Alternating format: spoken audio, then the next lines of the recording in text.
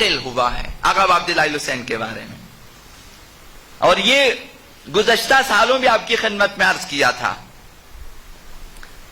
کہ مکہ سے کربلا کی طرف سفر شروع کیا آقا عبداللہ حسین نے، تو فرمایا نادی، اپنے اصحاب سے فرمایا اعلان کر دو، اعلان کر دو میرے اصحاب میں، میرے چاہنے والوں میں اور دنیا والوں میں، اعلان کر دو اللہ یقتل معی رجل علیہ دین، جس کے ذمے کسی کا کوئی قرضہ ہوگا وہ شہید نہ ہوگا۔ اللہ یقتل، قتل نہ ہوگا وہ، شہید نہیں ہوگا وہ جس کے ذمے کسی کا قرضہ ہوگا۔ ظاہراً معمولی سی بات ہے ہمارے لیے، ہزاروں لاکھوں قرضے اپنی گردن پہ لے کے جینا ہمارے لیے مسئلہ ہی نہیں ہے، لیکن آقا عبداللہ حسین نے بہت بڑی بات کی ہے۔ شہادت میدان کربلا میں امام معصوم کے ساتھ بہت بڑا مقام ہے، قیامت کے دن ان سے بالاتر کسی کا مقام نہیں ہے،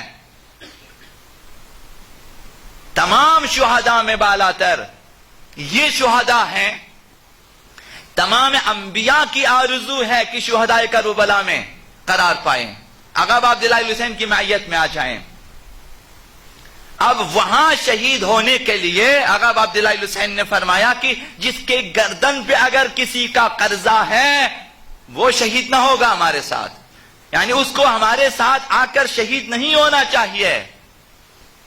یعنی وہ پھر حسینی شہید نہیں ہے۔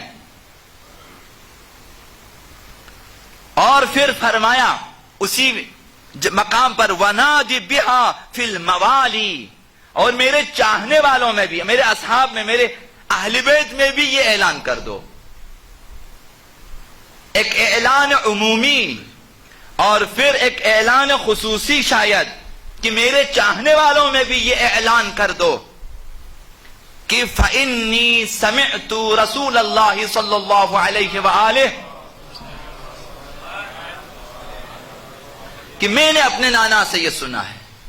پیغمبر اسلام سے یہ میں نے سنا ہے کہ انہوں نے فرمایا من مات وعلیہ دین، اگر کوئی شخص مر جاتا ہے اور اس کے ذمے کسی کا قرضہ ہوتا ہے، کسی کا قرضہ ادا نہیں کیا اس نے، قرضہ اس کی گردن پر ہے، اگر مر جاتا ہے اخذ من حسناتہ، اس کی نیکیوں میں سے قیامت کے دن اٹھا لیا جائے گا، اور پھر جس طلبکار کے انعام اعمال میں ڈال دیا جائے گا۔ لہذا میں ہمارے ساتھ اگر کوئی شہید ہونا چاہے تو پھر اسے کسی کا مقروض نہیں ہونا چاہیے، یا حق الناس اس کی گردن پہ نہیں ہونا چاہیے۔ یہ سیرت آقا عبداللہ حسین ہے، اسے الگو بنائیں۔ اگر دنیا میں آپ حسینی جینا چاہتے ہیں تو قرض ادا کر دیں، مقروض نہ جئیں کہ زندگی کا خاتمہ اس حال میں ہو کہ ہم مقروض ہوں، حق الناس کے مقروض ہوں، ایسا نہیں ہونا چاہیے۔ اپنی موت سے پہلے، اپنی کمزوری سے پہلے ادا کر دیں، یا جب قرضہ چکانے کا وقت آ جائے اس سے پہلے چکا لیں، یہ حسینی ہے۔ اور دوسری حدیث میں بھی آقا عبداللہ حسین کے سلسلے میں یہی بات آئی ہے دوسرے مقام پر کہ نادی فی الناس، یہاں بھی آقا عبداللہ حسین نے فرمایا کہ لوگوں میں اعلان کر دو، لوگوں میں اعلان کر دو ان لا یقاتلن معی، کوئی شخص میرے ہمراہ میدان کربلا میں جہاد نہیں کر سکے گا۔ اللہ یقاتلن معی، میرے ساتھ کوئی آ کر مبارزہ و جہاد نہ کرے۔